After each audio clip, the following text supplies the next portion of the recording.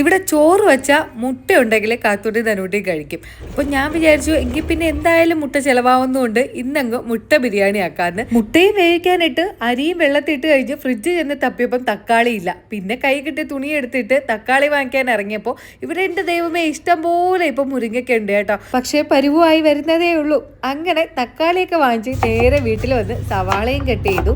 പിന്നെ നമ്മളെ ബിരിയാണിക്കുള്ള സാധനങ്ങളെല്ലാം എടുത്തു വെച്ചു. ഇല്ലാന്നുണ്ടെങ്കിൽ ചിലപ്പോൾ മറന്നു പോകും. കുക്കറിലോട്ട് നെയ്യ് ഒഴിച്ച് ആദ്യം മഞ്ഞപ്പൊടിയും മുളകൊടി ഇട്ട് മുട്ട ഒന്ന് മുറിച്ചെടുക്കാമെന്ന് വിചാരിച്ചപ്പോൾ മുട്ട പൊളിക്കാനും തരൂല, രണ്ടുപേർക്കും പൊളിക്കണം. പിന്നെ അവിടെ ഇരുന്ന് എങ്ങനെയെങ്കിലും ഒക്കെ പൊളിക്കട്ടെ എന്ന് വിചാരിച്ച് അങ്ങനെ പൊളിച്ചു കൊണ്ടുവന്നപ്പോൾ സംഗതിയൊക്കെ അതിലിട്ട് മൊരിച്ചൊന്നെടുത്തു.